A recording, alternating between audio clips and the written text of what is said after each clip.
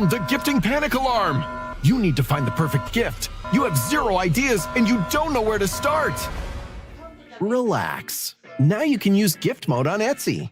Gift mode takes the stress out of gifting, so you can find the perfect item for anyone and any occasion. Just answer a few short questions about who you're shopping for and what they like, and gift mode gives you curated gift ideas based on hundreds of personas. Need to find the perfect gift? Don't panic. Try gift mode on Etsy now.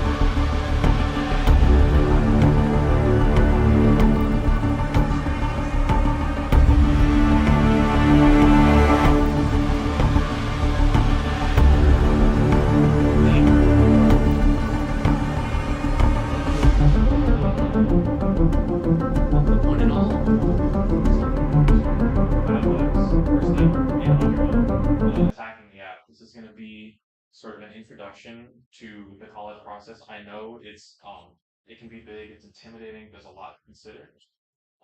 We're not here to overwhelm anybody. We're not here to like dump a bunch of information on you. Um, because it's pretty early in the summer as well. We're hoping this is sort of an introduction or just sort of we're letting, trying to make people aware of just all the things that there are, and also hopefully that's an incentive to sort of get started sooner rather than later. Yeah, our only purpose here is to educate you guys on some of the vagueness of the application because it can be pretty vague, it can be pretty scary, it can be pretty overwhelming. So I just want to point out that we do get into like how to choose colleges and how to start writing your essay. But we can't really help you guys write your essay for you. You guys are very unique individuals, and we can't go one by one, obviously. There's a lot of you guys here. Um, this whole event, by the way, is being recorded and live streamed as of right now. So if you guys missed something, you guys, want to watch it back for any reason, you guys can go on YouTube. We have it linked.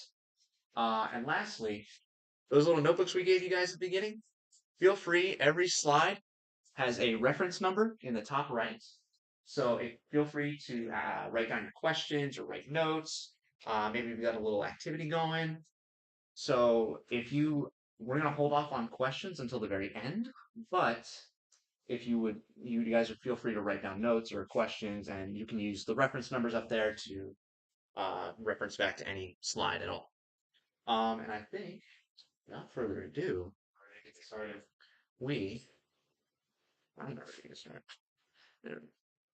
I think we're ready to get started.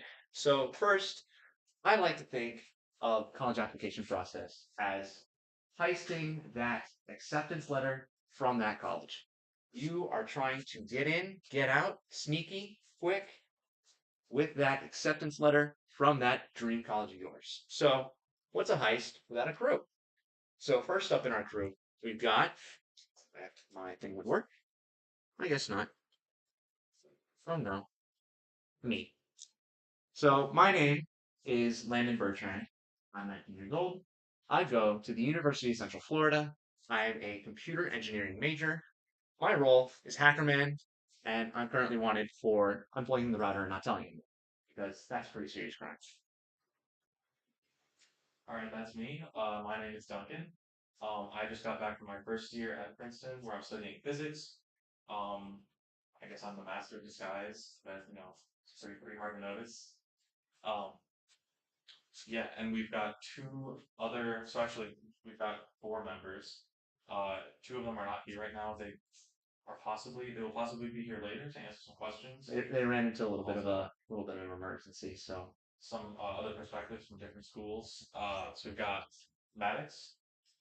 He goes to the University of Florida. He's studying mechanical engineering, and Natalie. She's at Vanderbilt, and she's doing electrical and computer engineering.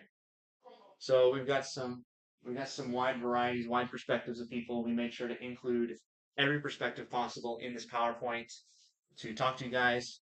Here's the game plan. So we're going to talk about how to choose that initial list of colleges, how to narrow in that list. Then we're going to talk about starting your writing essay, starting your essays, starting to think about those supplementals. And then we're going to talk about a little bit of financial aid. We won't bore you guys with a whole lot of details. That's a lot of money stuff. And then we're going to have a really long Q&A because I can assure you guys will have questions. Just out of curiosity, who among their siblings is going to be the first to apply to colleges? Just raise your hands. Okay, okay. So a lot of you guys are veterans, have parents who've done this whole process before. So okay, that's really good then. I'm glad. I'm glad. Also, no one here is obliged to stay here for the full 80 minutes of Q&A, but you're more than welcome to because I'm sure certain questions are going to have very very relevant answers. But we're not going to hold you to the Yeah, clock. So we're not keeping you guys here, please. So phase one, scoping the target. So first, we're going to start off with your new best friend. Your new best friend is the Common Application, also known as the Common App. It is a large-scale tool used by almost every single student in the U.S. to apply to over 1,000 colleges. This thing will be bookmarked what every computer you have in the house. It is your best friend. You will be using it till March, April, May of your senior year. It is not only a college search engine, which is something that will help you filter through colleges and research what colleges require what, but it also helps you apply to them as well.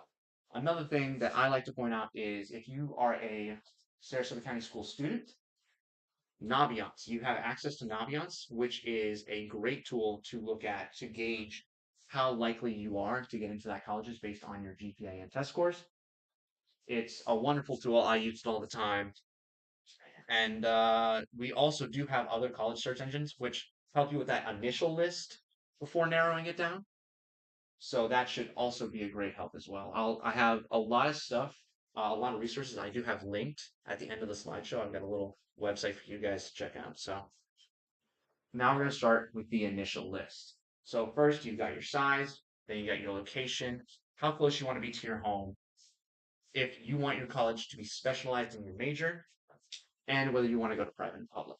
So for me, you guys can read up there all of every just a couple of things that I noted when I was applying, sort of what benefits to what. Me, I wanted to go to a big city. I wanted to be at a big college. I'd spent my whole middle school and high school career at Pineview in that little small bubble. So I wanted to change it up, do something new, and I decided to go with a larger university, a little bit closer to home, so I could see my family. Get those home cooked meals. Gotta love them. And then also I wanted there was a great chance, still it's in my head, I realized that there's a great chance that maybe I change my major. UCF offers a bounty of majors from engineering to psychology to education, and I have a very wide range of options if I choose to do so. Um, so what was your initial list like? What were you thinking about? Oh, sure, yeah. So, when I was first checking out colleges, things like sort of the size and location. I mean, I had never lived in a city before, and so obviously when I toured some colleges that were in cities, it was a little bit intimidating, but that wasn't something that was super high on my list. The things I were looking at were more like departments, courses. I wanted to do physics, so I was really focused on schools that like not just schools overall or that have the rankings, the numbers or whatever, but schools that were uh that have really good programs in what I wanted to do, physics. Um, so that's also something that you could consider. We'll talk about other things you can consider, but Yeah. those are the big ones for me. So once you get this sort of like, you start going through colleges and stuff, something to help you narrow down your list are going to be stuff like what departments you're going into, what courses you're going into. Maybe you want to take a look at some of the professors. Every school has great professors, but maybe there's one that you particularly like. Maybe you've worked with them before. A lot of students do study abroad programs. I plan on doing one in my junior year. I think that UCF has a very good study abroad program. Student life. You want to be happy at college. You do not want to sit there and be sad all the time and sitting in your dorm room all the time and just sat there. A lot of professional organizations partner with a lot of colleges. So maybe you want to work at NASA or Lockheed Martin or Intel. I'm just naming all the ones that I can think off the top of my head. So there are a lot of professional organizations that you can research that are connected to those colleges. And big thing, honors programs. I say, me personally, always apply to honors programs. You get prioritized enrollment, which is super helpful, and you get specialized housing. So you get to be more with your honors buddies. So if you're more academically focused, you can talk more and more about your academics with your peers in your building rather than maybe the roommate who goes out and parties every night. So I had one of those. Now we're going to talk about Yeah, and grades and just a quick decisions. note about kind of finding like a best fit, right? Um, something else you can use or something else you can go off of. To some degree, you can go off of when you're trying to choose your college or vibes, and to some degree, like sort of institutional values. So like, uh, different colleges will tell you here are the different things we value. So, for example, um, I'm studying physics, but Princeton is at its core a liberal arts school, right? That's something that really appealed to me because, I like physics. I want to study physics. That's what I want to do. But, I also want to learn about, social sciences, art, history, all, like kind of get that liberal arts education, that wide breadth. Um, but if you're interested in something, if that's not something that appeals to you, maybe a more technical school, like I know Georgia Tech is a very popular. So maybe their liberal arts program isn't as strong, but they're really going to specialize in those technical skills. So that's something really important to think about is what kind of education we offer, what kind of exactly courses, programs, and sort of what values do the colleges hold, and use that to find a good match for you and your values. So okay, next up we're going to talk about the different types of applications because this is something that can get really tricky and really confusing. Um, so how can I get a show of hands? How many of us are sort of familiar with like the different Types of what all these words mean? Okay, a few. So we'll run through them really quick. So there's four main types of applications. There's early decision, early action, regular decision, and then a rolling deadline or rolling admission. So here's a little timeline. I'm going to use this little pointer because this is important when you're trying to choose what applications you send and where. So really quick, early November, all your early applications are going to be due whether you're doing early decision or early action. And notice, early November you submit those. Your regular applications aren't due until early January, but you find out about your early applications mid-December. So you submit your early applications, then you get a decision back, then you submit all your regular decisions. Um, and then about mid-March, you find out your regular decision. So I'll give you sort of my timeline or my pathway. Um, so from this slide before, Princeton's early application program is this one right here, restrictive early action. Um, restrictive, so there's sort of two terms I'm going to explain here. There's restrictive and binding. Restriction means that, so for example, restrictive early action means if I'm applying early, I can only apply early to that school, right? If I can apply regular to all my other schools, but because Princeton is restrictive, I can only apply to Princeton early. So that's restrictive. Binding means if I apply, so ED is the only one up here. Early decision is the only one that's binding, which means that if you apply ED to a school, they accept you, you are now bound to that school. You don't have to accept unless it's financial reasons. Yeah, that's the only exception. So what was really nice was Princeton is restrictive, which means I could only apply there early, but they weren't binding.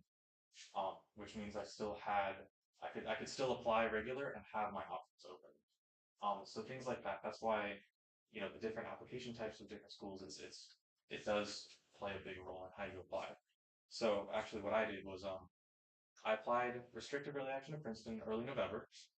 I I didn't actually get rejected. I got deferred, which means that they take your application out of the early pool. They say, "Hey, we're not ready to accept you, but you do show promise, so we're going to stick you with the regular applications." And you sort of go through the admissions process all again.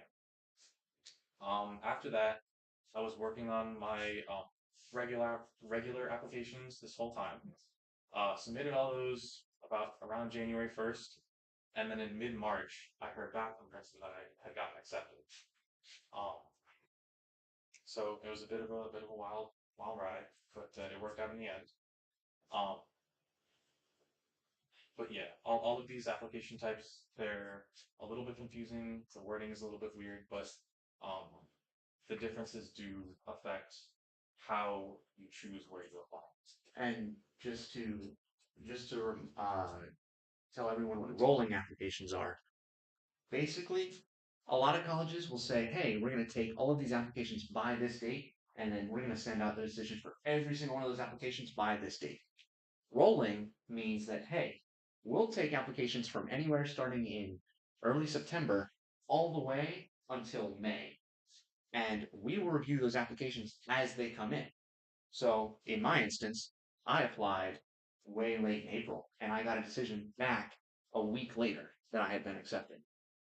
So it's nice to have when you are applying rolling decisions because then you are able to keep your options open and know almost 2 weeks later, if I think it was like the max that anyone had at UCF, if you had been accepted or not.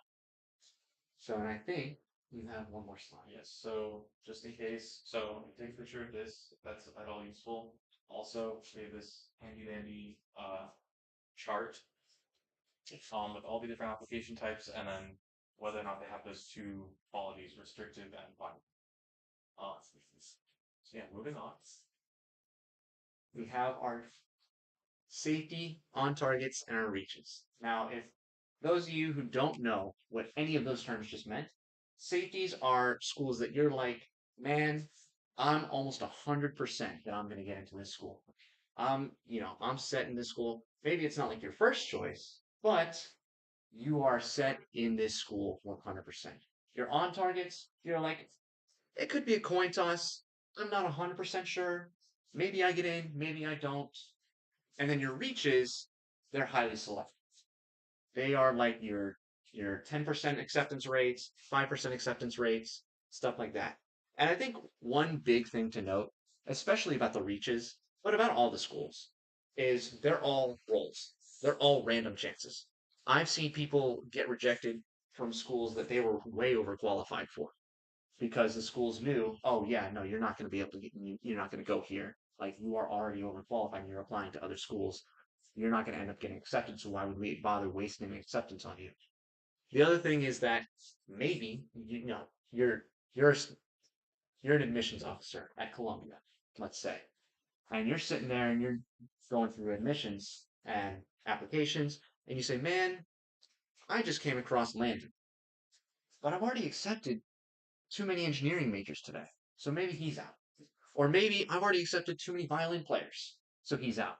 Or anything like that. It's a random chance for every school, but I've seen it happen more and more towards the on target and reaches. But there is also a way to neutralize that by having multiple safeties, multiple on targets, or multiple reaches, where you're able to be able to get into the colleges that you do actually want it to get into, excuse me. So your college pyramids is what they call it, are all very personal. You can have one safety, two on targets, and three reaches. You can have three safety, three on target, two reaches. Or I think Duncan, you did this. I believe it was four reaches and excuse me, eight reaches and four safeties. I did. And it's, some people say that that's insane, but I say that's insane. honestly, it's something you kind of have to feel out. You have to decide for yourself what you're doing. And sort of kind of transitioning to the next slide. The whole point of having a college pyramid, right, or is all about like conserving your energy, right? Because you would think that you should say that if I apply to all the colleges, right, every single one, or a whole ton, I think we had some people that we didn't apply to like 30 something, Oh god, right? yeah. Writing essays, doing, submitting everything like 30 colleges. That's a crazy high number. I could never. Um, I think I would drop dead before I applied to 30 colleges, if you especially apply, senior the year. thing is, if you apply, you only have a certain amount of time between now and application to do. So you have to decide. It's about finding a balance between casting a wide net, and really tailoring and putting time and effort into uh applications to schools that you really do want to go to, right? Um, so on one hand, if you apply to too many, um, you sort of the quality overall goes down. But you also don't want to be, apply to like one or two and then kind of get stuck in a position you don't want to be later on down the road. Um, yeah, question. So would you have to write like a different essay for every college you go in, or can you do names through that? That depends on where you're applying. We'll talk about that later. I We'll get to that promise. in a minute. I promise. We'll talk about writing essays. But short answer is it depends on where you apply. Um, yeah. So now we're going to talk about sort of in the theme of choosing colleges in state versus out of state. There are pros and cons to both. Again, it's really up to you what you want. A lot of the benefits of going in state are financial. You do have a lot of scholarship opportunities in Florida, as well as you get to do stay a little bit closer to home, unless your family's moving with you, which I've seen cases of. Um, but I have found Bright Futures to be a lifesaver. I don't have to spend thousands of dollars a year on tuition, which is super awesome. Because I do actually have to work for the uh, payments I have to make to my college. Um, you also get the in-state tuition if you can prove you've lived in Florida for at least 2 years. Uh, so that's a lot of the benefits. And I want to mention something real quick for those who really don't know. Maybe you're a rising junior, rising senior. When we say, oh, the big four in Florida or the big four, we usually are talking about FSU, UF, UCF, and USF. That's mainly the big foreign colleges, and that's not to say that none of these other colleges are great. There are plenty of great colleges. U Miami, FIU, there's FGCU, New College, Embry-Riddle is a great aeronautical university. So I don't want to discount any of those. But that's when we say the big four is the big four state colleges here in Florida. And now we're going to talk about some out of state colleges. Yeah. So as someone who was considering launching out of state colleges, um, again, like with in-state, we were kind of a lot of it had to do with the sort of money side of things. Um, and on average, like Florida's very like if you stay in state, you have in-state tuition, you have all these scholarships that you can apply for. Um, so you know that's a pretty sweet deal. And to me, the only thing like the model I used is if I was applying out of state, um, on average those schools are gonna they're gonna cost more, right? You're thinking out of state tuition, maybe they don't have as many state scholarships, whatever the case is. But the way I thought about it was, I'm only gonna apply to schools where I can justify that cost, right? So maybe it was a school that has a really great program or a really, a professor that I would love to work with or a study abroad program, that I really love. And whether or not sort of the expected amount I would pay could was justified by it, right? So that's a model that I use that I really liked. Uh,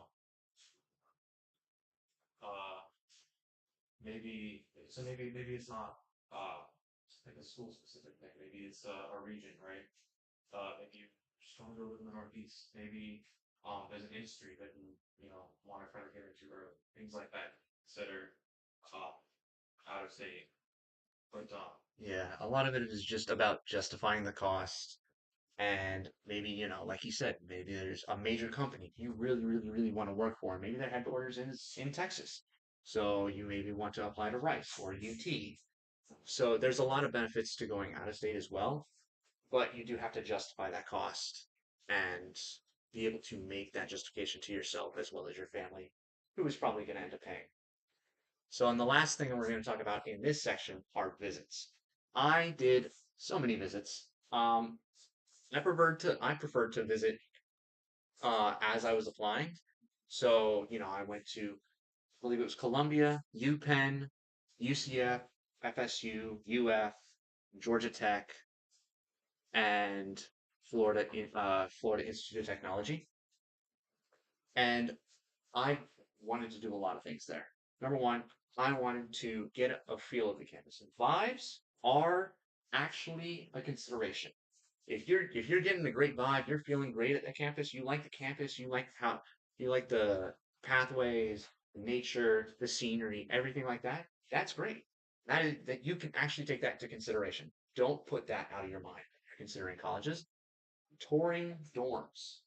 Touring dorms are super important because keep in mind you are most likely going to spend at least 1 to 2 years of your life in those dorms.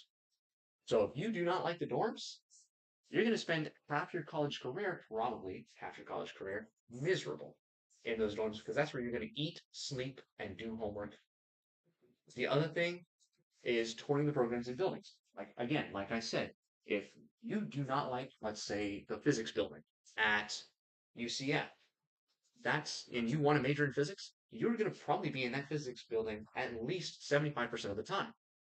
So why go to that building 75% of your time at college when you hate it? Don't pay for stuff that you do not like, is my point. Eat the campus food. So many people forget to do this. So many people forget to do this. And it's super important because, again, you're on campus and maybe you didn't pack a lunch. Now you've got to go eat some gross campus food that you don't like. Eating the campus food, I guarantee you, every single campus is going to, like, you're going to at least be able to buy their food. You're going to be able to buy your way into the dining halls or whatever because people come and visit all the time at the dining halls. So you'll be able to pay your way into the dining halls. Just eat the food and think, do I really want to taste this for the next 4 years of my life?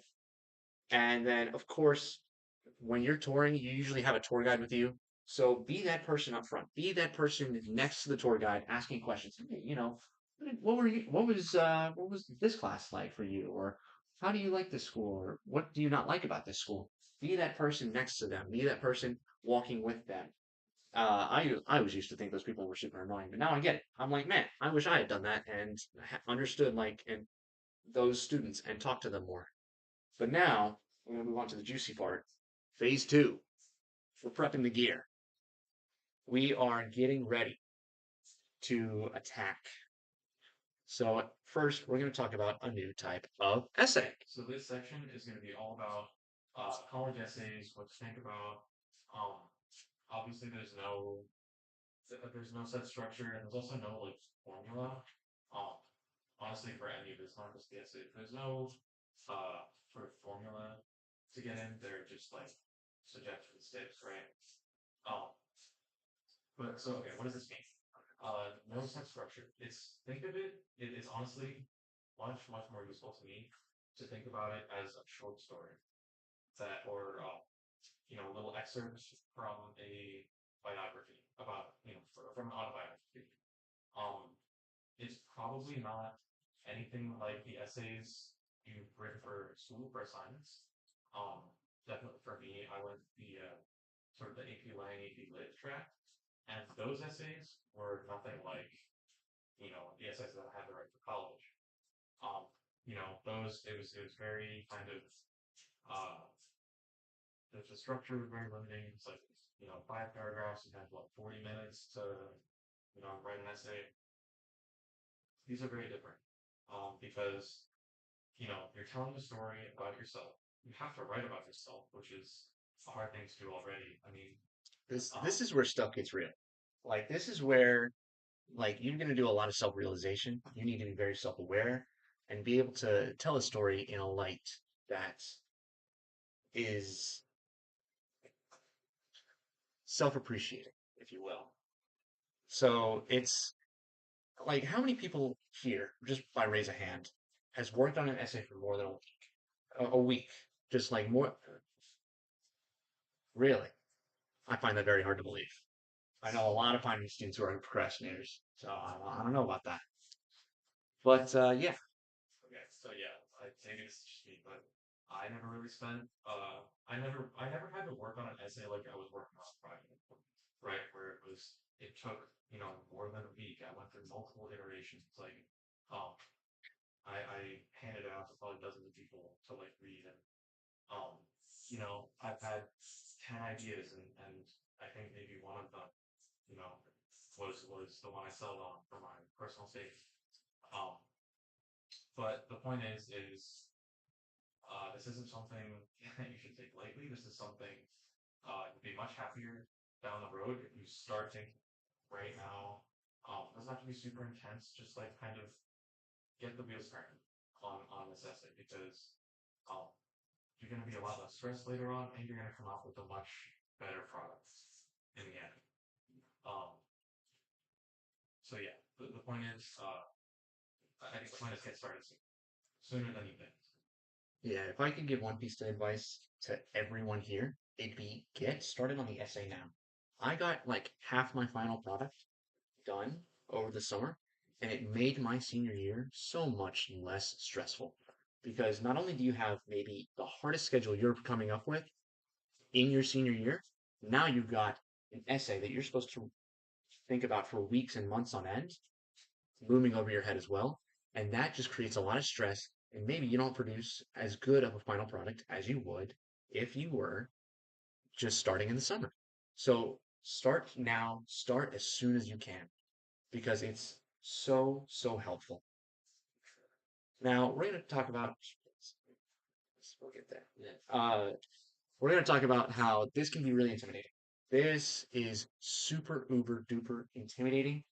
But one thing that I really want to stress is when you go into comp and you go to that writing section and you see personal statement, it gives you, hey, you have a maximum of 650 words.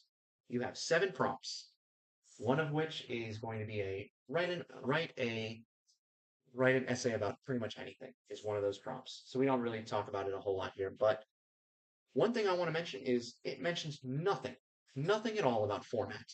You can make the format whatever you like.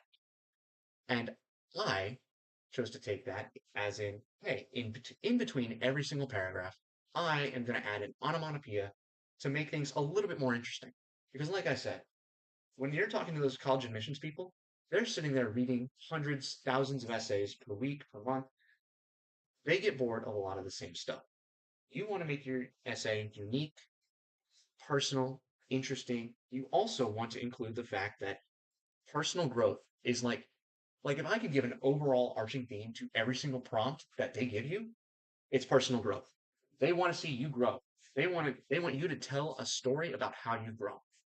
They want a little bit of their institutional values, maybe in their supplementals. Maybe you look up like the school's motto and you talk about how one of their pillars of diversity, let's say, you know, you will add that in your essay in some way, shape, or form.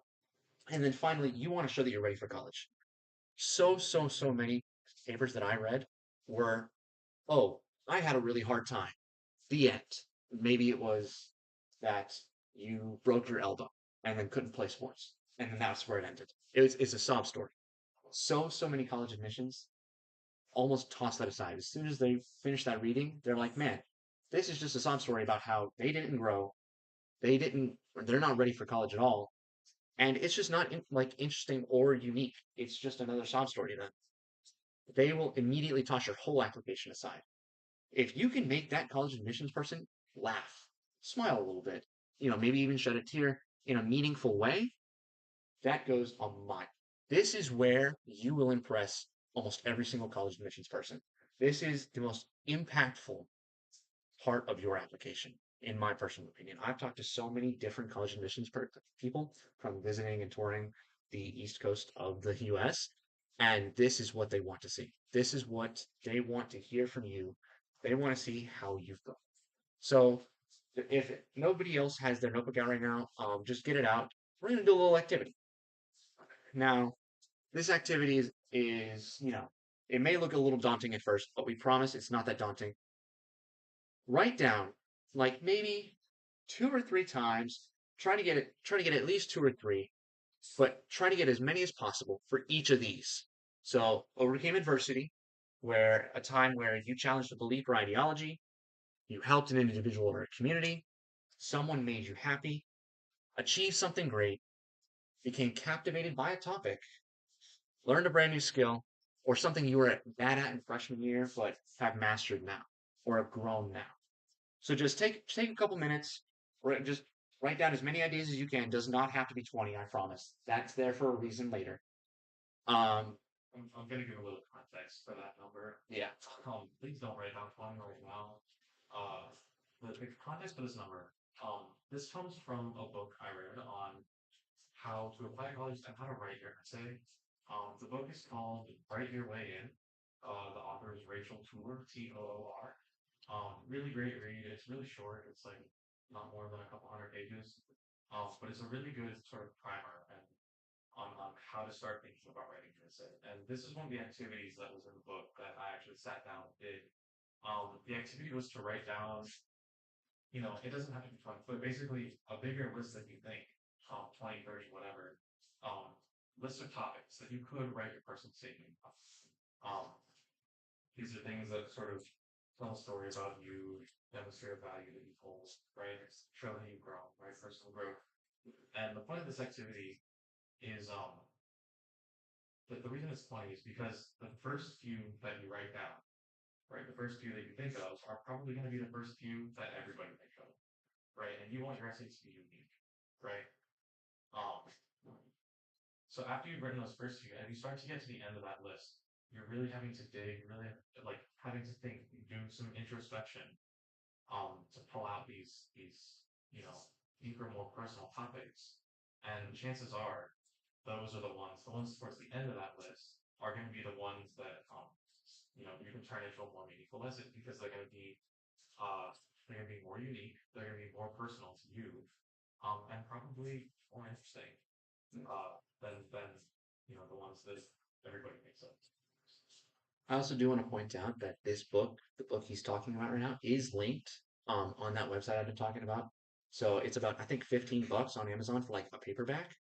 And it's a great book. I looked at it a little bit. I think you read the whole thing, Duncan. I read it. Yeah. It's talk more about the book. It's split into two sections. The first one is like just sort of a broad overview, like what the essay is about, how you should approach it, and then the second is more so you get a little bit of there. So it's a really good read. The author's he's a great writer, which is funny. So I definitely check it out. This is also this is also not sponsored, by the way. We're not paid by this person to promote the book. So take a couple minutes, keep writing down some of your thoughts, and we'll come back in a little bit. Some anything, please.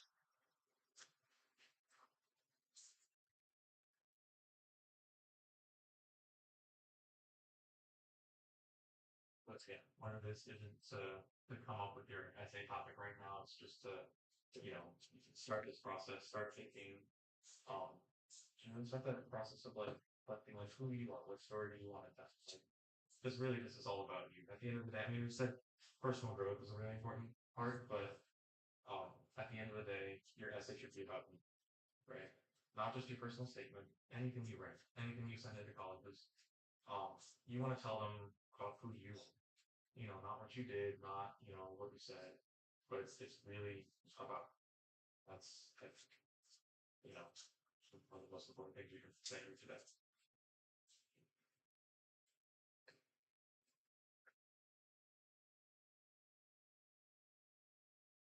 Okay. Parents, by the way, feel free to help your kids if you happen to know a time or activity they did one of these things. So, give them a little nudge, be like, hey, you did this. It looks like most of you have like a few things written down. Wherever you are, that's fine. Pick up later. Pick it up. Sleep on it. Yeah, the wonderful thing about these notebooks is that they're pocket size, man. You take these things with you. I mean, I had a little notebook, tiny little notebook that I had in my pocket, and I had it with me wherever I went. Had it in my backpack at school, and if I was bored in class, which you shouldn't be, um, I would just like get an idea and be like, oh shoot, I would love to write about this. So moving on. Yes, we are gonna move on. So by the way, one last thing I wanted to talk about is don't write about how life is a metaphor for something. Like I've seen so many of those essays. It's so cliche. It's so unoriginal, unfortunately. Maybe you have something really great written down or something like that, but something like, oh, I found out that cooking with my grandma is a metaphor for life. It's not original. I'm sorry. I'm sorry to tell you. But yeah, we're gonna move on. Not saying don't use metaphors. Okay, metaphors Oh, are yeah. a tool, right? You can use metaphors. Don't make don't make it a point that you're using a metaphor, right? But like it's a tool, use it. Don't overuse it. Another part, like don't fall into those cliches. That's the point of that essay. Write down the first few; those are going to be the cliche ones, and then get to the end; those are going to be more huge. So up here we've got these 6 prompts. You can find them online. It's Yeah. not just This but these are the 6 prompts that they give you for your personal statement. Yeah. Actually, I don't know. We didn't explain what a personal statement is. So real quick, when you start to apply for colleges, different colleges. So I know somebody asked about like how many essays you write for each one. Different colleges will include a different number of essays for your application that are college specific. They're called supplementals. And we'll get to Um, those later. so some of them have none, some of them have like 7 or 8. It's crazy. Most of them are in the middle. But there's one essay that you write in the Common App that gets sent out to every college you apply to. That is called personal statement. This is the sort of the big essay that we provide. So if we are like personal statement or your Common App essay, that's the one that we think. It's the big one. We spend a lot of time on it because it's going out to everybody. Um, and yeah, so when we say personal statement, that's what we mean. Yeah. So these are the 6 prompts that they give you. The point of this, Sorry. There is a 7th one. The 7th one is the more freeform one. It's kind of like write about whatever you want. The point of this slide is to show you that this is all just like it's a lot of TLDR, right? Too long, didn't read. Like this is such gobbledygook. It's so specific. So we went ahead, we kind of distilled it down for you. We said, okay, the main point of every single one of those prompts, as you can see here, is do you have a special talent, or background? And tell us about it. A lot of this, of course, every single one of these has a and why statement at the end of it. So, of course, write more than just yes in your personal statement. But, uh, so you should take a look at these, take a look at those, maybe you have an idea based off the top of your head right now, and you're like, oh, this is a really good thing I want to write about, and it fits into one of these categories. Or maybe it doesn't, and maybe you want to go for that 7th option. I will say that from personal experience, taking that 7th option puts you just a slight peg down in the college admissions eyes. It's not anything big. If you take that 7th option, it's totally fine. But it's better to answer one of the 6 prompts shown than to take that sort of 7. So, quick note, I'm going to disagree with you a little bit there. I don't think that 7th option is really a step down. That 7th option is just for if your essay doesn't fit in one of the 6 categories that we show. So sometimes because it's a lot easier to write an essay and then fit it into one of these categories than pick a category and try to write an essay on it, right? Instead of saying I'm going to think of all the challenges I've had and how to overcome them, and then try to write an essay around that. I found that it's easier to just write the essay, write about yourself, and then if it happens to, if you happen to write about a challenge, put it in the 2nd one. Or if you happen to write about an accomplishment that you're really proud of or that helped you grow, put it in the 5th one. But if it doesn't, this is what I did. I didn't find that any of mine fit into any of these categories, so I put it in the 7th option. And so it's not like, I wouldn't say it's inherently worse. It's just, you're just saying it doesn't fit into, really any of these comments. Yeah. And I think what I want to show about this is there's a very overall arching theme to every single one of these, and that's how have you grown? Like how has your personal growth affected you? Tell us a time you grew, which is again something we've talked about over and over and over. So I'm pretty sure there's an overall arching theme here. I could be wrong, but the evidence is kind of there. And then finally, we want to talk a little bit about supplementals. Okay, so I mentioned these. These are the ones that college will assign you. It's not a big one. So like for example, I applied to Princeton. Princeton had 7 supplementals. That sounds like a lot. It's not as bad as you think. A really important thing is don't when I say don't copy paste, I mean literally don't copy paste your responses, right? A lot of colleges will ask in that supplemental section, like, why do you want to go to, University of wherever, right? Like why us? Why did you choose us? And people, what they like to do is they just like to write one and then copy and paste it into a bunch and just change the name of the colleges. If you do that, you're not really writing about that college. You know what I mean? So really, really be specific. Include specific details. If there's a course, a program, something you like with a report, those are all really great things to show the college that you're really genuinely interested in. Institutional values. I know that's something we talked about, but if common one will be like service or education, like I know Princeton's motto is like in the nation's service and the service of humanity. So I wrote about service, community service, in my essay, and you're showing how your values align with their values. and then yeah, be able to answer the why asked question. Uh, both for interviews or if you're talking to an admissions officer or somebody about it, but also just for yourself. It'll really help you write those types of essays if you can answer that question, like why do we want to go to this college specifically? So that's a really important question to be able to answer, let's say before you start writing. And one thing I do want to note here is that's why, again, those visits are kind of important. I used a ton of specific stuff that I had learned at those visits to write in my supplementals. Having taking notes at those visits and talking about like, oh, I really want to take Humanities 3011. I think that's a really interesting class that you guys offer, or something like that, because you talk to the professor there, maybe. Or maybe you just want to talk about that professor. Say, oh, I really want to go here because of Professor Smith. So that's the last of our writing section. Now we're going to move on to phase 3, funding the operation. Every operation needs a little bit of funding, right? We need to be able to pay off who we need to pay off and set up what we need to set up. So first, we're going to talk about Bright Futures. Bright Futures is super important if you are going to any college in Florida. Not any college, excuse me. A lot of public universities in Florida. Every public university in Florida takes Bright Futures if you meet the following requirements, which is 100 community service hours, which, hey, you can get here, Fab Lab, if you volunteer. Win-win. You have above a 3.5 weighted GPA, weighted being the key word there, and a 29 composite on the ACT or a 1360 on the SAT. And I do want to note that the Florida Academic Scholar, that is one of the awards. A step down from this. By the way, Florida Academic gives you 100% of your tuition for about 120 hours at college. So you basically get almost your entire tuition paid for when you're at college. A step down from this is 75% of that 120 hours. And you only need, I think it's 75 community hours, a 3.0 weighted, and a 23 on the ACT, and a 1200 on the SAT.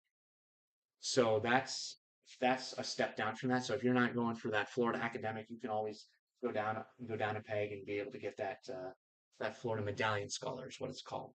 We're going to talk about Bene Keystone. Okay, next we're going to talk about Bene Keystone, which is super, super, super important. Right, it's a great opportunity if you're thinking at all about going in-state. Do we have any rising juniors or like younger here? Okay, sweet. This is super relevant. For all of your junior year of high school, you're gonna take a test. Probably it's the PSAT, which you might have taken before, like preliminary SAT. But it's also the qualifying test for becoming a national merit finalist. So this is a super important test. It's really, really, really worth your while to study and do well on your junior fall PSAT. Because if you make it above, some qualifying score, I mean, like, what is it, top 50,000 score? Yep. If you study really hard, you make it above that line. You go through this process. It's pretty easy. Eventually, become a national merit finalist. And if you're going to a school in Florida, there's a scholarship called the Bene Keystone Scholarship, which essentially removes your cost of attendance no matter where you're going.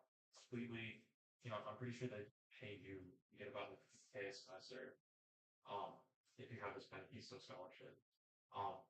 But I just want to make that point super clear. Is it all depends on your junior year PSAT. So if you're going into junior year, I would maybe start studying for that. Or basically just keep this in mind. It's a really great scholarship, really great opportunity. And I want everyone to be aware of it. Yeah. So this is scholarship from Florida, right? Yes. So yeah, sorry. This only applies to Different state has different scholarship for them. I know different states have different scholarships, but no, this only applies to Florida schools, right? So if you're going out of state, Yeah, if we want to fund, for example, if I want to fund the seminary scholarship program, whatever type of I don't know. you know, what's resource like I don't know if there are other scholarships that sort of depend on the PSAT like this one, or that will completely remove like cost of attendance like this one. Um,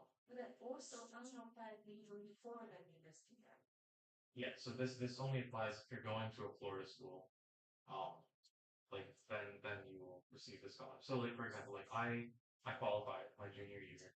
I became a national merit finalist, but because I went out of state, I couldn't take advantage of the scholarship, right? Because it only applies to Florida schools. Benefisto is a state-funded scholarship and not a federal one. National Merit is uh, a national recognition, but the state-funded scholarship is only based on the national merit. So it's not so much about the national merit scholarship itself. It's the fact that if you become a national merit finalist, that is the qualifier for the Benefisto scholarship, which is the really big important one. So now we're really going to quickly talk about FAFSA. FAFSA is a lot more for parents than students. It's heavily, heavily, heavily dependent on the parent's salary or the independent salary, if you want to talk in FAFSA terms, and their assets.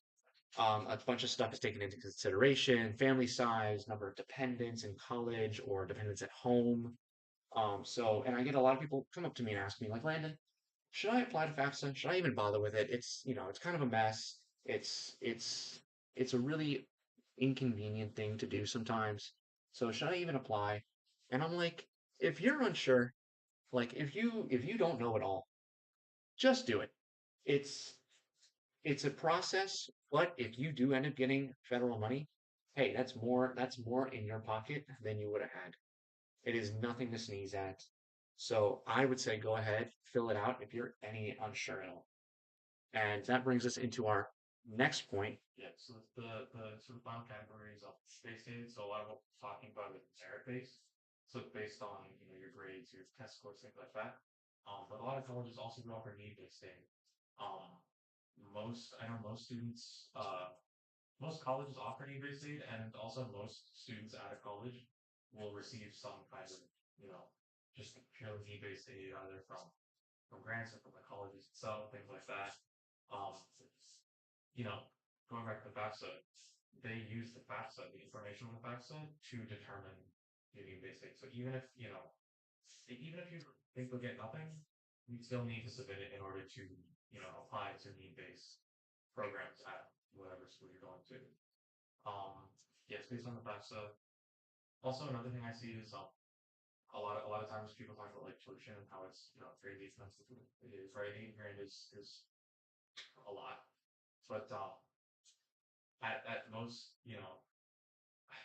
there are two things you can look at. There's the tuition, which is how much they charge before scholarships, but then there's average cost of attendance. So how much are people actually paying, right? This is after scholarships, after grants, all those things. Um, that's the number you should be looking at, because you know most times it's going to be much much lower. So basically, don't let it says 80 grand. Don't let that scare you. I think average cost of attendance for a lot of those schools is like closer to 10 grand, which it's not zero, but it's like it's not 8, right? So average cost of attendance, I think, is the number you want to look at, as opposed to just average cost before scholarships. And that is the end of this presentation. Now, we do have a wonderful little website um, where we've linked this PowerPoint. We also have a handout about recommendation letters where we give you a little template. We'll give those out to you soon. That's also on there. The YouTube recording of this is also going to be on there. Um, there's a couple scholarship search engines, a couple of like initial list college search engines, stuff that I found useful. That book that we also mentioned is on there. Um, and that's a lot of just the stuff that we developed when we were making this PowerPoint. We're like, oh, they should really use this. So it's just a couple of things that we used. Niche, I know, is on there. It's a really great website to talk about, how the college is actually. It gives it like a little grade report. It is crowdfunded, but it is nice. And now we're going to go ahead and take a brief pause. We're going to set up a little Q&A session for you all. Are we both waiting for? We're gonna start. We're gonna hang out for about the next hour or so. Feel free to stick around. We're gonna be answering questions. Yeah, we're gonna get out this little table here. Yeah, we're gonna let's see we afternoon we made No. would you have to know?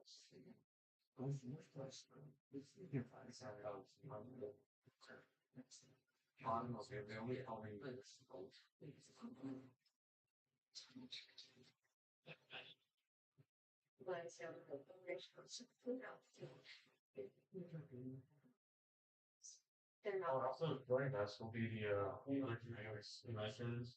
This is going to be Maddox. He goes to well, actually, Sean, I want to introduce himself.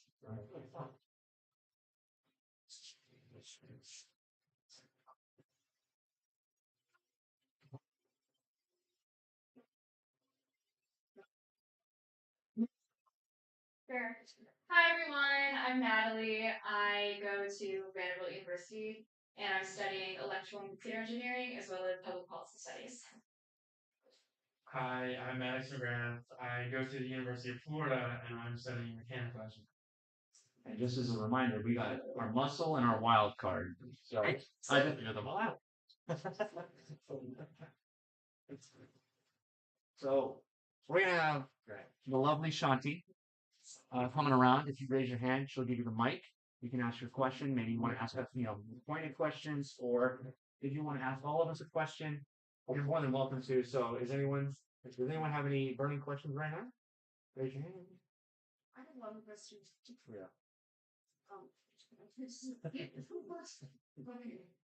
I think when you mentioned about filter was restricted Yes. school, how do you know which school is restricted, which school is not? They will And tell you. how many restricted schools do they have in universities? Yeah.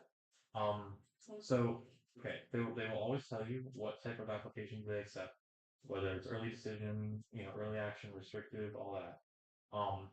Every college will accept a regular. So there's sort of two pools. There's the early application cycle, and there's the regular application cycle. The early you apply around November 1st, you get your decision back about mid-December. The regular pool, you apply, end of December, start of January, plus or minus a couple days, and you usually get your decision by mid-March. Yeah. So yeah, the schools will, except for actually Florida has Florida has one application cycle. You submit your application November 1st. That's the only one they take. So make sure to catch that. How do you know it's restricted? So when you look on the Common App, So they tell you. yes, they tell you when you look on the Common App and you go to you'll have a place to submit all your essays, all your applications, all that. They'll tell you what type of application they said, whether it's early decision, restrictive early action, all that. So yeah, it's all on most of the information like that is on college. So when you mentioned about the Common App, there's is this nationalized or it's just for Florida? It's unfortunately just for Sarasota. It's It's just for Sarasota schools. It's based on your school. So it's hogging over there. So it's based. So Naviance is connected to other students just in your school. So you'll see this wonderful graph. I used it all the time to gauge kind of where I was. It was a graph based on your GPA and your SAT test score. And wherever you placed, there was a little icon there. A student who had that score, that GPA, was either checked and they got accepted, or they got rejected with an X. And it was a wonderful little tool to see kind of where you were in that whole application. It's available to only MySCS students. It's also only going to show you students in your school. So for me, it only showed people from Pinery who had been accepted or denied in previous years. So that's not us. Anyone have any more questions? Sorry, we see you. We'll get you. Yeah, so I have a question. Just, I guess not just you. Well, it was about like Princeton's restricted early action. Okay. Well, sorry, not just Princeton, but just in general restricted early action. Just like just you guys all in general. Would you say there's a benefit to like let's say you like really want to go to Princeton, right? What would you say would be better? I mean, would you say like applying just restricted early action at one college would like that benefit outweigh like not being able to apply to like all the other colleges early action? I can talk about that too because I applied REA to Stanford as well. Oh yeah, good, great question. Um, so the thing about so for both terms you mentioned, restriction and binding, both of those kind of show that you are, you know, more committed to like applying to that college specifically. So, if you apply early action to a bunch of schools versus applying restricted early action to one school, means you're really, really, committed to that school, right? That's what I really, really want to go to Princeton, so I applied REA because like I was sure that they were my first choice, right? So those are two things to consider. But on the other hand, I didn't want to apply early decision because I wanted, I wasn't that committed. I wanted that flexibility to like choose, if I got accepted in some other place. But now that we talk about also applying REA. Yeah, so I applied REA to Stanford, and so the thing with restricted early action is it's not really by choice because you usually don't get to choose whether you do early action, restricted early action, or early decision. That's up to the school. A school isn't going to have both early decision and restricted early action. So I really wanted to go to Stanford, and so I decided to apply restricted early action. I ended up not getting in. But the thing that I would say about restricted early action is that you have to think about what your priorities are. So if you say Princeton or Stanford, that is the only school that I want to go there so bad, and it is way more important to me to get into that school than any of the other comparable schools because of very specific programs that it has, or are you the type of person that, which I don't like thinking like this, but I know there are some people that just I want to get into the highest ranking school possible. I don't really care where it is, or I have a lot of schools that I'm interested in. Sometimes that restricted early action isn't really worth it because you can't apply early action to any other private schools. You can apply to public schools. I don't know if you guys mentioned that in your presentation. If you apply restricted early action to a highly competitive school, I highly, highly recommend finding some great public schools to put on your list because you can still, because of like government reasons, you can still apply early action to any public school you want, including UF, U Michigan, like amazing schools, all the UC schools. So yeah, that's really important. But what I ended up doing was there's also something called early decision 2. So a lot of these schools want to scoop up all the kids that applied restricted early action, early decision to these competitive schools. They want to scoop them up and get them into the regular decision pool. So ED2 happens at the same, early decision 2, it happens at the same time as regular decision. So you are actually applying, it's not early, you're applying at the same time as the regular decision pool, but you are just committing that you are going to that school, and that is literally just an extra bump in your chances of getting accepted. I would research individual schools treated differently. Because another thing with restricted early action is like, for example, at Stanford, it's twice the amount the acceptance rate. The acceptance rate is double. But you have to think about the applicant pool is also more competitive. So in early action and early decision, part of the reason why you see that increase in acceptance rate is just because those students are more well prepared and more well qualified than students that might apply during regular decision. So something like ED2, you're more certain that it's having a direct impact because you're still being accepted in the same pool as everyone else, and that is something that can differentiate you. So you can kind of think of it as like a backup plan. That's what I did. Like, go out there and apply to as many schools as you want and don't feel like you have to restrict yourself. And then if you're scared, you're like, oh my god, I'm not going to get in anywhere, which you're all brilliant, you're all going to get into wonderful schools. But you can apply early decision 2 somewhere and have more time to make that decision. So, very lengthy response, but No, that's all great points. Sorry, something completely unrelated. You brought this up. You mentioned University of California. I feel like that's worth a mention. The way they do their application systems. If any of you are thinking about applying to a UC school, um, there's I think like eight, right? Uh, something like that. There's like seven or eight. Um, when you apply to the University of California, you don't apply to each UC campus individually. Like you can't apply to just Berkeley or just L. So the way it works is you write one application, you do all your essays, and then you literally check boxes of all the schools that you want that application sent out to. Right? So you write your application and you say, I want to send it to like Berkeley, LA, Santa Barbara, and then it gets sent out all at once. So it's um you can essentially write one application and then send it out to like seven or eight different schools. And that's yeah, it's all through the Common App. And I just feel like it's worth a mention because like that's the only, school system that I know that does something like that. Um, but if you're ever thinking about applying to University of California, that's something you should know. Okay, so questions. I think we had one in the back. Any question? Yeah. Can juniors access Common App or they have to say seniors? Okay, so they're just, yeah. So they can. They just have to make sure to check that little button that says I'm graduating in the year 2026 or over.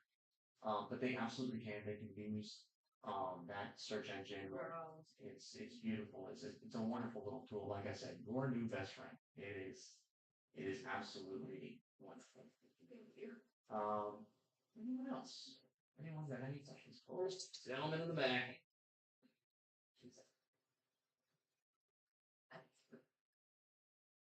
You mentioned college apps. Do you know if those also apply to Manatee County schools, or is it just Sarasota County? I'm sorry, say one time. Maybe I didn't. The college app you mentioned, you said it was for Sarasota No, County. no, Do you no. know if there's any similar ones for Manatee County? I'm not 100% on any other county, but if you do have all I know, and what I can tell you for 100% certain, not only will you need your own information. If you have a My SCS login, you have nothing. I don't know if other counties use it. It's a great thing to look at if you don't know. Ask a teacher, ask an admin, whatever. But if you do, I really recommend it. There's also other great resources online that you can see. Well, ask your college advisor. That's like so we we've all four of us, we just got done with our first year of college, we've been through the process, we can give you our perspective, but someone that you should definitely make friends with is your college advisors at your school. I know we like at time you had Mr. Bergman.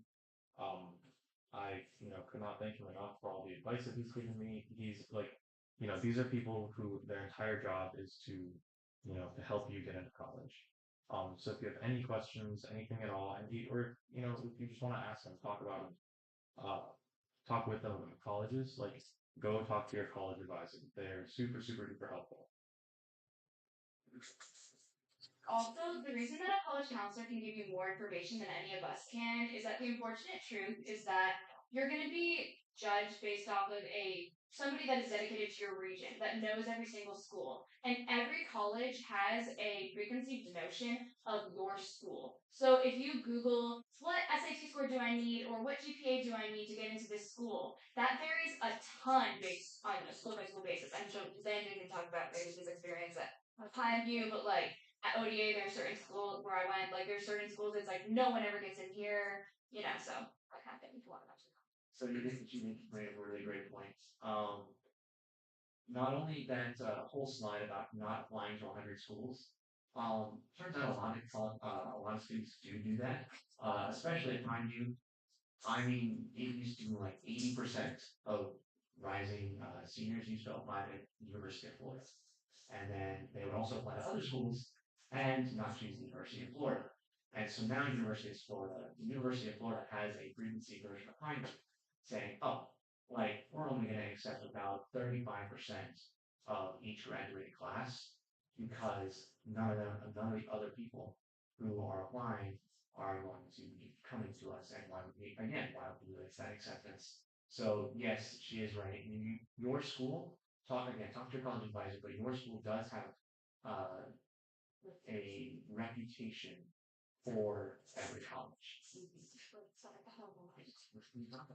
Part of that reputation comes from the reason I thought this is part of that reputation comes from students like if you have a student that was accepted to your university and then rescinding that with something like easy. If you are a student that has financial concerns about attending a private institution, because at a private institution, you're not going to know how much aid they're going to give you until you're accepted, right? So applying early decision, that's so scary because what if you can't afford to send your child to that school? Or what if it's going to be more of a burden than you expected?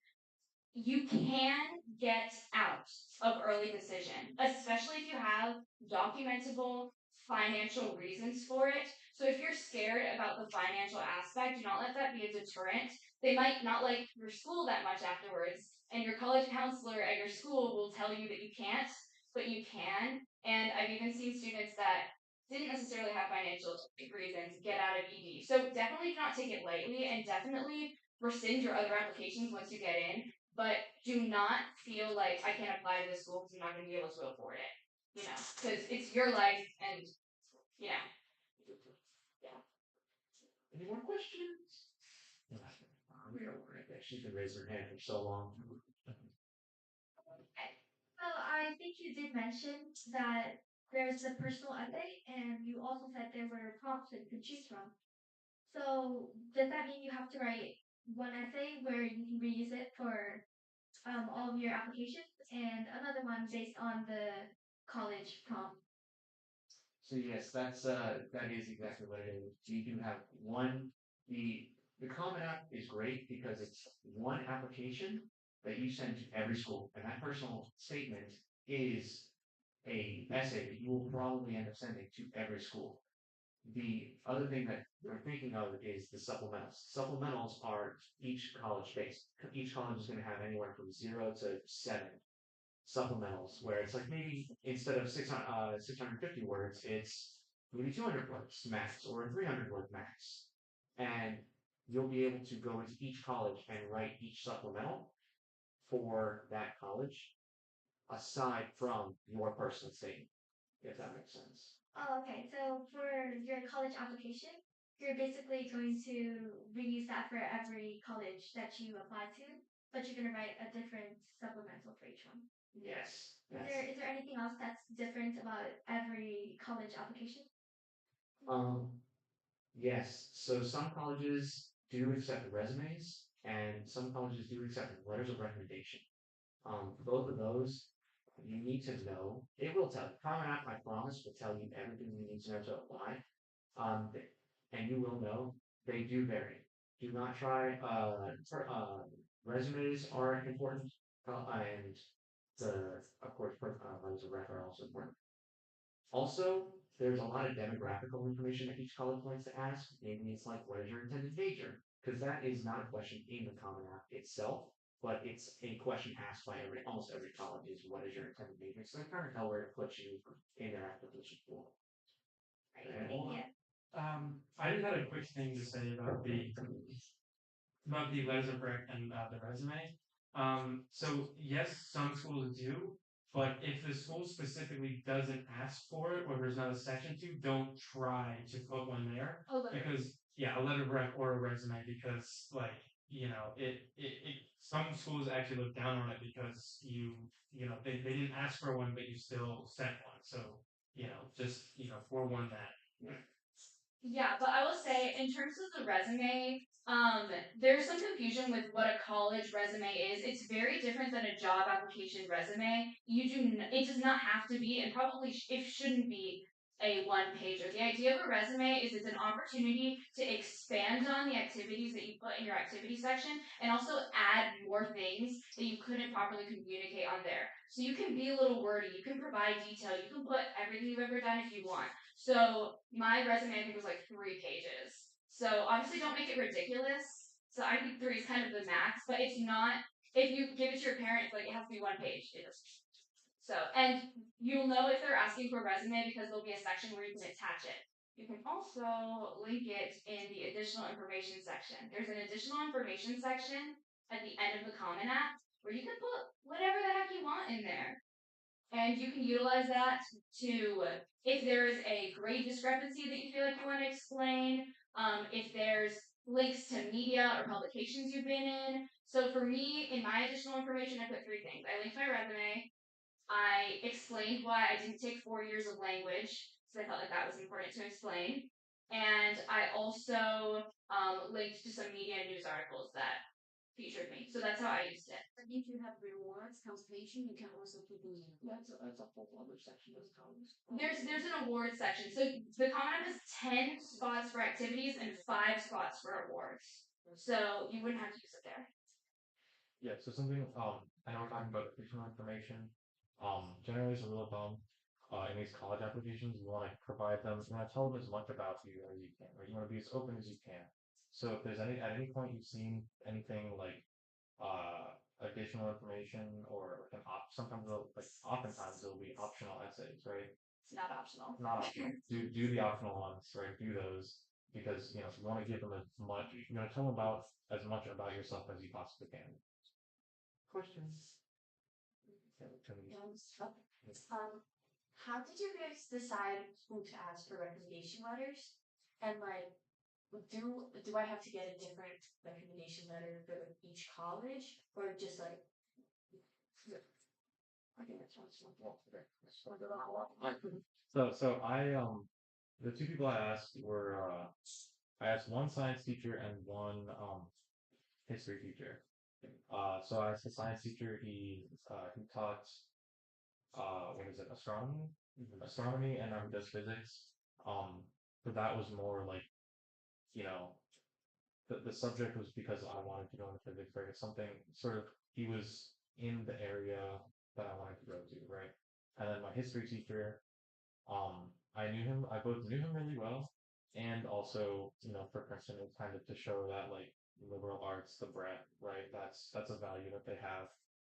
So it's sort of a combination of what area do you want to go into, and also how well do you know them, how well do they know you? Because you want someone that knows you, not just as a teacher, but like more personally, right? Someone who can write about your character and all that kind of stuff. So that's how I picked mine.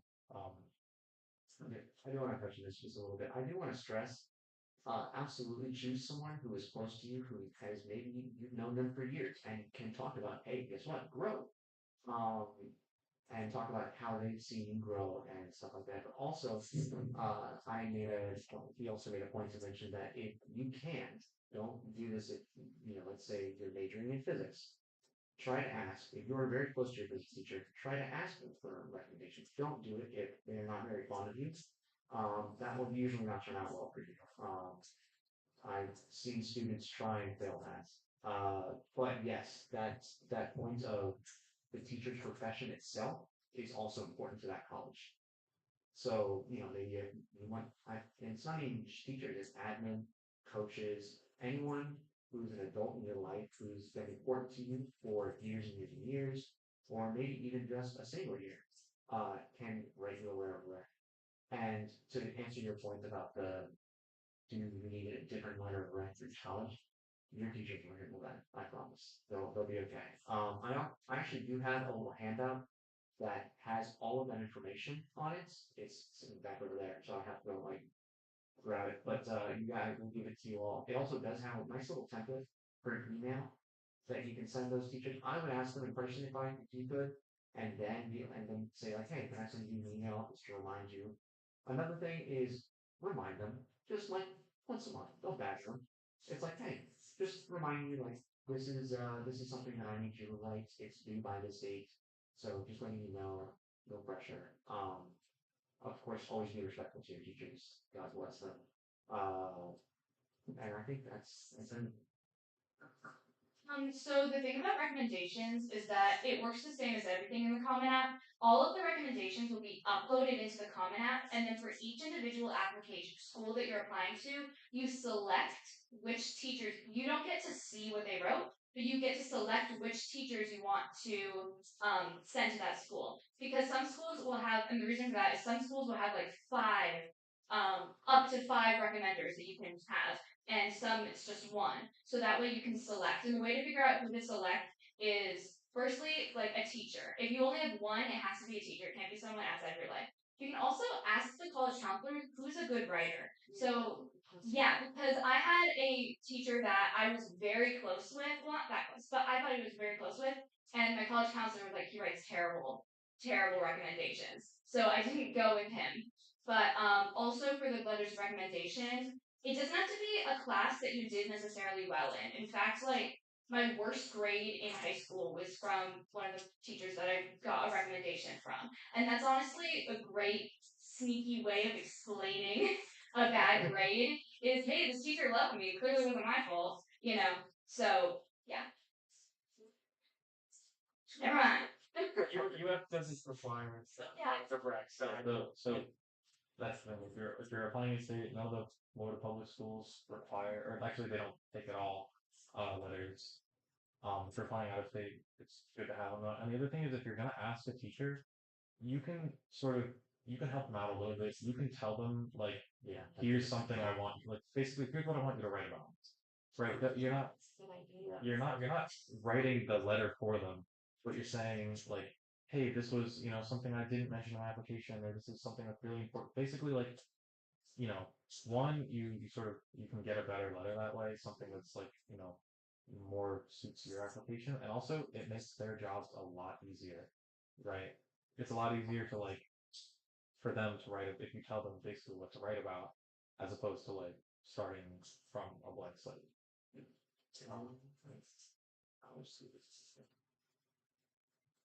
How many colleges would you recommend like applying to, and do you have like a range that you have or something like that? Like we talked about, it's very personal for your college pyramid.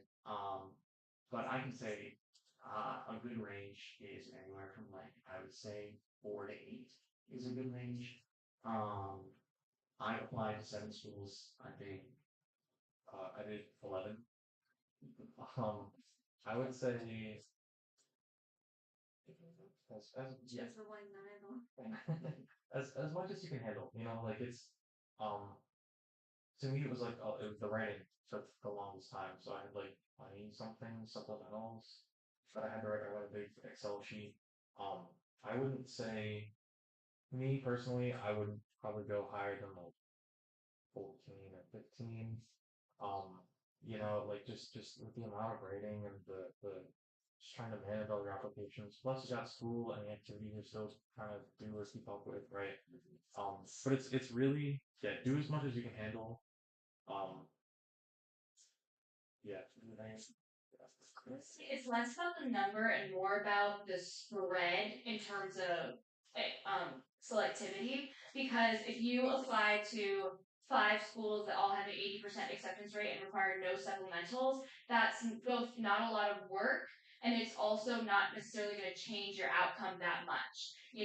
Likewise, if you apply to 10 IVs, that's a lot of work and also won't really. I mean, if your goal is get into an IV, then that might increase your chances, but it also won't, give you that security that you're looking for either. So if you're looking for, I think I can add one more school. I would really recommend adding more of those targets. And what a target is can look different for everyone, but yeah, I applied to 9 schools, I think, just forgetting all the numbers.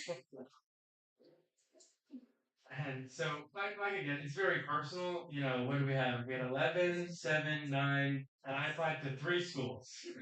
All in Florida, Oregon State, and so FSU, UF, FSU, and that's just because that's what I knew I could handle, and like financially wise, and a bunch of other things. So you don't have to feel bad if you don't have like if you're talking amongst friends, it's like everyone has this vast list of colleges and you don't, it's not a problem whatsoever. It's very personal to the person, and it's just yeah. I do also just want to say one more thing. That guy had an impressive 100% acceptance rate in last high school. So, any other questions? Oh, yes. Hello. So I know the application review process, it'll be the elimination process, right? Because not everybody apply and got admitted. So in order to make my application to stand out, compared with my other friends, what is the most criteria for me to focus to prepare?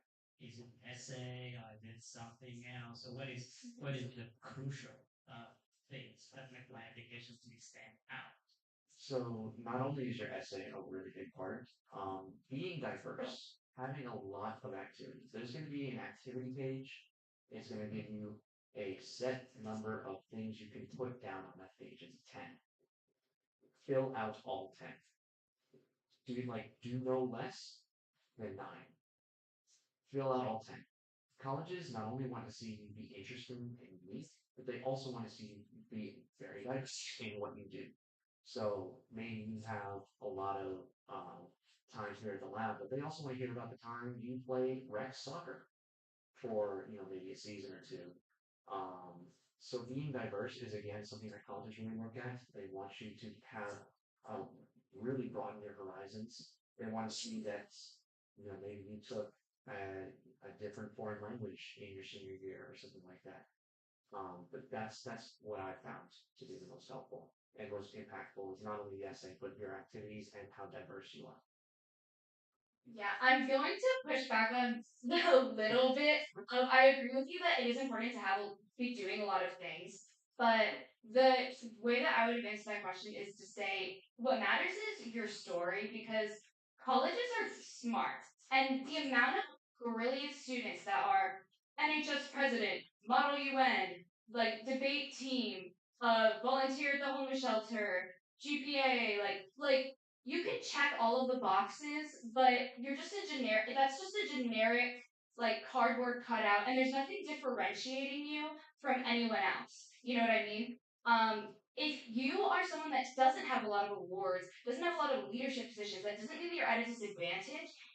The best way to if you're going from freshman year to senior year, the best way to get into a college is to not do things for the college application.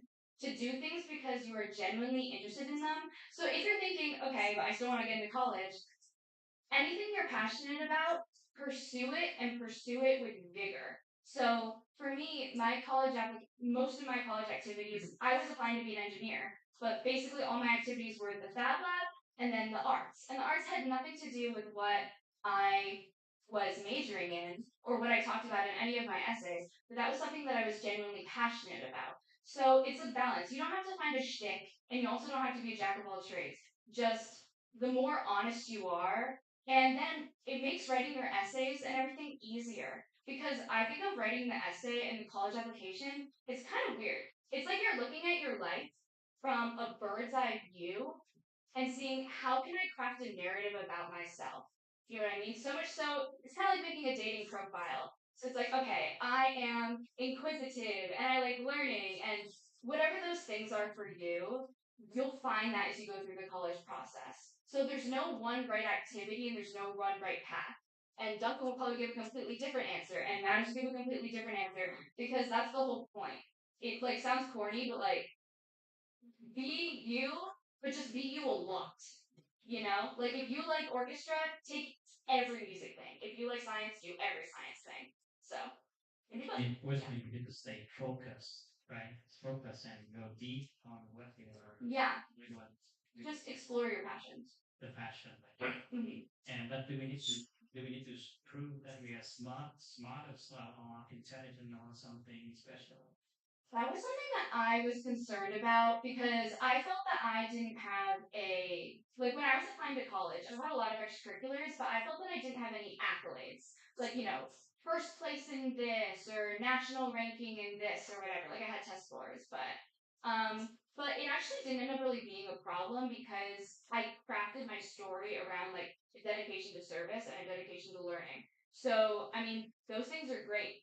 If you're interested in math, there's an exam called the AMC exam. I don't know if you've heard of that. That's great. And if you want to show, hey, I'm actually really good at this, I would recommend that. But in general, I wouldn't stress about it. I don't know if you want to give a different answer. Yeah, no, that's my answer. It's very similar. I guess to more of the question, if you're gonna focus on one thing, let it be the writing. Right? The writing is really where you yes, do what you're passionate do what you're passionate about. Make sure you're not doing it just for college, do it for you. But when it comes to the application itself, the writing is where that comes through. right? The writing is where you really get to explore that passion and convince and like tell somebody else, right? Someone's, I mean, the admissions officer's their job is to like sit down and read your story, right? And you want to tell them like the best story about you that you can. So I would say spend time on your story, spend time on that writing. Um, with your grades and activities and stuff. I think when I was up there, it was either while I was touring or when I was just in like hanging out in the admissions office. I was talking to some admissions officers, and they something that stuck with me was like they accept about 1,600 kids every application cycle. They could accept, and these are smart kids, they're very accomplished, right? They could accept probably 10 times that, 16,000 kids, and they could accept 16,000 qualified like kids who had tons of activities and their grades were phenomenal, and basically the quality of the student wouldn't diminish. Um, but the fact is, like, that's not all they look at. They look at, I don't know if you the term like holistic application, right? Part of that, yeah, part of that is grades and activities, but part of that is just like, who are you as a person? You know, are you gonna add something? That's another thing. It's like, who are you as a person? What are you passionate about? But also, what can you bring to campus? What can you bring? Like, how can you serve this community? Um, and a lot of what they look at is they look for that passion. They look for, are you telling a story about you and who are you? And the writing is where that comes through. But It's just not clear to me that what they are looking for when they read my essays. What are they really looking for? Are they looking for, you say, the holistic? What can I do for community? Is that what I'm looking for? Yeah, Or so- are they looking for like how good I am or how I can be useful on something? So what exactly they're looking for when they read my essay? So that's going to vary from school to school. Kind of that idea of like institutional values, like different schools are gonna value different things, right? Um, I know Princeton specifically, they really value service, right? Again, in the nation's service and the service of humanity. So my essays, I sort of it's not lying. It's not like you're not making stuff up, but you're just sort of taking a different angle on your story to reflect some of those values. So I wrote for a few of them. I wrote about like, either serving my community or serving, I don't know, my family or like things like that, right? So it's very different schools will look for different things. Some of them are very like community is another common one, or I don't know, stuff like that. But what exactly to write? I mean, there's no formula, right? There's no. My last question is Yeah. is the SAT score important? It's yes, it is. For an answer, yes. Holistic applications means holistic applications, or when they say like when they say that, what they mean is it doesn't mean that the test doesn't matter. It just means that they don't only look at the test, but the test is still important. Like you should do well on your SAT, right? It's a combination of both your test scores and this other application, right? But your SAT is it's not the factor, but it's an important factor. How many percent the SAT is important compared with the essay?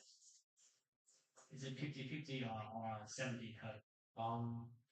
Again, I think it varies based on school. I mean, usually it's I No, the essay matters way more. the essay matters. Like with your essay and your supplemental, right? Your writing matters much more. Essay can fix and reframe everything. Again, like Princeton could accept 10 times as many people, and they could all have top test scores, right? So what they really decide on is your writing. You know, I think a way that I could look at it is like it's sort of like your foot in the door, right? Your test scores, they're sort of like qualifiers. You're getting your foot in the door, but then if you really want to get in, it's you have to come through in your writing. So test scores are important. You should do well, but the essay, like in the grand scheme of things, the essays are probably are weighted much more. Thank you. Yeah. You have any more questions?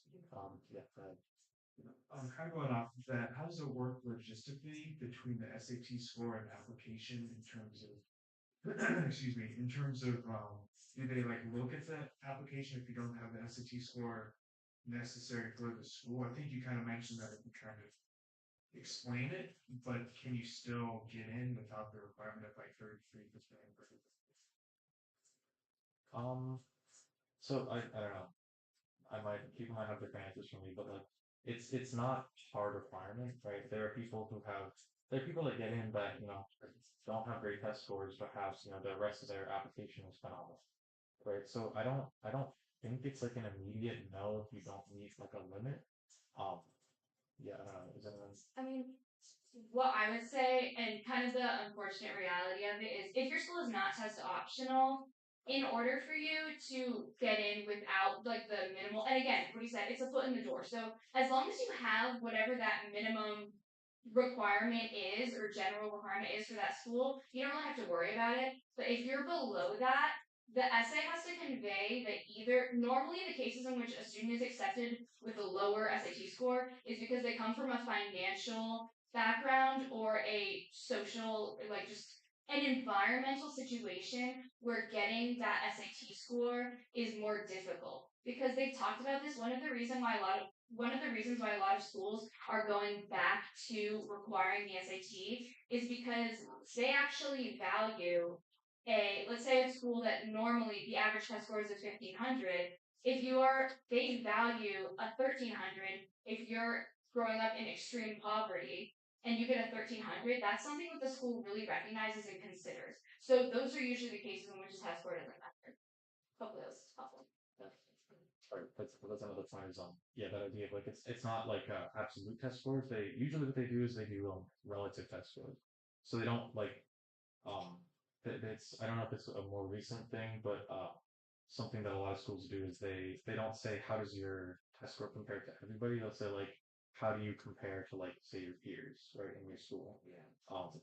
So um it's you're still kind of looking to stand out, right? But it's it's it's more of a relative comparison than like an absolute, you're getting compared to everybody type of thing. And then, if you don't mind just speaking really fast, I know you're very successful college students right now. And what study guides, or do you mind speaking about like the SAT and really fast? Just like, did you do practice tests? You don't have to get too far into this, so it's kind of off topic, but just kind of curious about that. This is the perfect question because I am such a big fan. Khan Academy. Khan Academy. Go to Khan Academy. That is like the best thing ever for test prep. Really quick, what they do is if you're looking to take the SAT, okay, number one, it's free. You don't have to pay anything. You have to like make an account, right? They give you 10 free tests, right? They're like based on previous tests. And what they do is they go through all like they analyze. They give you breakdowns for every single question, and then like outside of just the practice tests, they'll just feed you practice questions based on what you got wrong on your last test. And so what I did is some people, I don't know, maybe it's overkill, maybe it's not, but starting like the summer before my junior year, or not the summer, sometime around junior year when I took my SAT December of junior year. The 10 weeks before that, they have 10 practice tests, right? Every weekend I would do a practice test, and then throughout the week just do those questions that they feed me, right? So every weekend do a practice test, and it's just 3 hours or something, and then just practice throughout the week. Do a practice test, practice throughout the week. So yeah, just general tips. Start soon. Repetition is really great for learning. But Khan Academy is like the best resource I can think of right now. So I'm also going to speak to the effectiveness of Khan Academy. It's a great resource. Also, if you're looking to, so I think Khan Academy goes on the SAT, right? I don't know if they have ACTs, but they have a ton of SATs. The ACT, I also found the book to be a little bit helpful on the ACT. Like the one that is sold by ACT, is sometimes very helpful. Especially getting that repetition until it becomes almost an instinct when you see those types of questions. It's very, very helpful. That's how you get that 36 or that 1600. That's just that repetition and getting those questions. I will also say that Khan Academy is awesome. The reason that Khan Academy is good and the reason why it doesn't have ACT is because it's an official partner with College Board. So it is actually like the official test prep. So you can ensure that it's basically going to be exactly what's on the exam. And that's why you can link not only your practice tests, but the actual exams that you take. If it's linked to your College Board account, you can see I actually took the real SAT, and Khan Academy is going to give me training based off of what I got on that exam. And also for my AP students, likewise, since it's partnered with College Board, it's also an incredible resource for AP exams. So, yeah. And one last time, speak to the effectiveness of Khan Academy. I took the SAT 4 times, and every single time I went back and I linked my SAT to Khan Academy, and they gave me practice that was, it was what I was struggling with on the test, because unfortunately you have to pay College Board to see your actual test and what things you got wrong and what more specific details. But Khan Academy will take that and it'll give you, it'll kind of give you a better breakdown of what you're struggling in, and it'll give you practice based off what that was. And also one of the things that I want to touch on is for the SAT, it was sort of getting close to the period when I needed to have, I needed to have like an SAT score that I thought was good for UF. What I did was I went into Khan Academy, and then just for the weeks going up to the test, I did what I was good at. I didn't excel on the grammar and reading and writing section on the SAT, so I just focused I focused on the math portion, and I did math practice for the weeks leading up to the exam, and I did phenomenal in that portion. So play to your strengths on the SAT for sure. If there's something you're better at, focus on that, and then you can go back and do what do what you think is necessary. But yeah, it's a great program, and it'll definitely help on your SAT journey. So Yeah. And also the reason that it's useful to focus on one at a time is you can use something called super scoring, which is basically where on the SAT and they do it for the ACT too, there's 2 sections. There's the English section and then there's the math section. And if you get an amazing score on the math section on your first SAT, and then you get an amazing score on the English section on your second SAT, you can combine those scores for your super score and submit that to the colleges, and they don't care. So that's a great strategy, especially if you're doing the most important thing, which is please take the SAT your junior year. It is so much less stressful. You have so much less going on. The last thing anybody wants to be doing during their senior semester, where they were writing all these essays, is taking the SAT. So just get it done early, and then you'll never have to think about it again. And you can laugh at all your friends who have to take it on a Saturday. Yes, please do not take it during senior year. I was practically pulling my hair out. It was so not fun. As well as the essays. If the essay's done, I promise it's much less painful doing it during the summer. I know you want to see your friends, but man, just get those essays done. Start on your personal statements, and just keep working. Just keep thinking about it. Keep that notebook on you. Keep it strapped to your leg, whatever you need to do. It's your best. I think having a notebook on you at all times is your best friend, as well as combat. Any other questions? We are. yeah, we're getting close. We're getting close. So we'll take just a couple. Mr. Shulman. You know, anyways, where we could get a feel as to like what our professors would be at a specific college before we go there, or any resources we could use as like to judge the classes from college to college, and the same name, how it differs. So I will say this one website that I use somewhat frequently is Rate My Professor. It's a wonderful little website. It's only written by the students. They're completely anonymous, so they can say whatever they need to.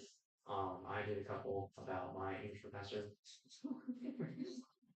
who was a little bit unfortunate with me. And then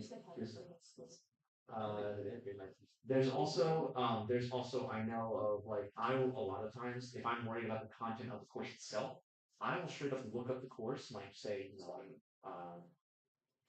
computer engineering 2311, and I'll look that up. COP 2311 UCM. And a lot of the times there are people on, places like Reddit or other social media sites talking about the course, its content, and the professors who are teaching it. So that's also I think that it's a great resource a lot of times to have. So, not only rate my professor, that's really great, but also, so looking up classes online, like you said, Reddit and stuff, but a lot of the times the university will actually just like they'll have public syllabuses that you could look for a class that if you're looking, if you want to get a feel for a class like that go into your freshman year of college, then you can for sure look that up. And it might be a little dated because they're not going to have the syllabus for that exact semester previously, but yeah, they do have public syllabi which you can look at, which usually talks about grade requirement, grading, course schedule, course content. So that's also a helpful tool if you want to get a feel for the classes that professors and stuff do. And if you want to get a feel for just like, will my classes be a 5 million person lecture? Will it be smaller? Look at the student to faculty ratio, and it should be lower than you think because a lot of that faculty is the research professors. So look at the larger the student faculty ratio, the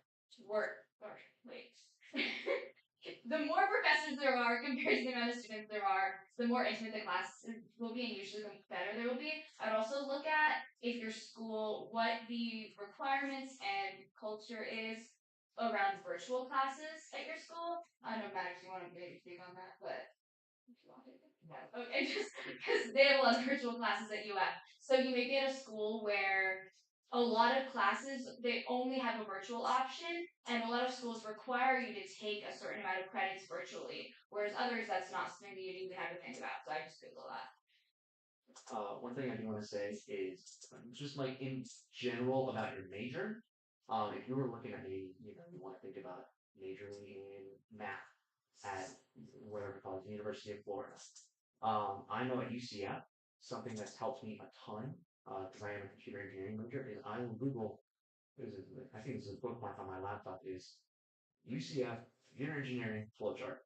And it will give me every single class with a little arrow pointing to every single prerequisite and everything. It's wonderful. It can be a little bit confusing at sometimes, but it will tell you almost every single class you need to take for your major, and then kind of what other requirements you need to have with your general education and stuff like that. So that's also something that's really helpful to do, and I found really, really helpful when looking at majors in college. Sorry to keep bouncing back like this, but so like he said, the flow chart, but I think it's more commonly called just a course catalog, which that'll have classes necessary, core classes, and then one thing that I find very useful is there's model semester plans. I don't know if your guys' So they have a really good one. So when I'm looking for next semester, like what should I take? It also depends on what you're going to go into college with, because they write it based off you coming in with no prerequisites. I mean, like no already college credit. But it's very good to just map out what each semester may look like for you. So that's a really good thing as well. Also a great way to pick a school based on the program or major. So that was exactly what I was going to say. Is that's a great way to research course catalogs, model semester plan, and all that is a great way to start narrowing down that initial list we talked about. Unfortunately, it doesn't look like we hit 8 o'clock, so I think some of us are going to stick around. You guys, we're pretty much done. If you want to come talk to us individually about, maybe some other college stuff or more specific personal stuff, more than welcome to. I'm always open to talking about college. So, we're kind of done here. Thank you guys for coming out. Thank you guys for having me.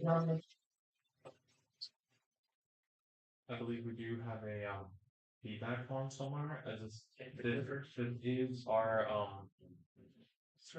Behind me. Oops. This is our first ever time doing this, so feedback would be greatly appreciated. Yeah, thank you for coming. This was I do. I hope it was useful. I hope all of you got something from it. If you have questions for, at least for me, I'm assuming from anyone, you can find us all on the Fab Lab Discord if you have questions about applying to any of the specific colleges we have, our college list, or anything. And then for Hit those us up. yeah, for those of you who actually come to the Fab Lab, like me and my fellow interns, we're here most of the time, so feel free, like if you have any college specific questions, about college life, what specific our specific colleges, feel free to just ask, so unless we're like visible busy. But yeah. Okay. Thank you guys so much. One thing, this is the recommendation letter handout that I was referencing like the entire time. I'm gonna wait. So it's gonna be right upstairs here. You should take it. It's that great information. I will talk about the rest of the Thank you guys so much for coming out. You guys. You guys did a great job.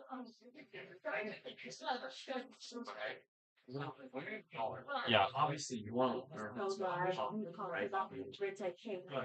I'm streaming the bus. My parents Or like tests for were answering.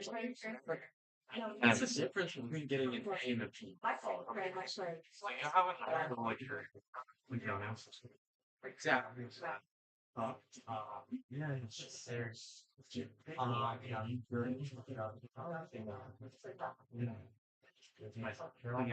I know you probably don't like the transportation straight. I felt right. Yeah, you just want to get them called. Do not stress about research. I mean, your freshman year of college.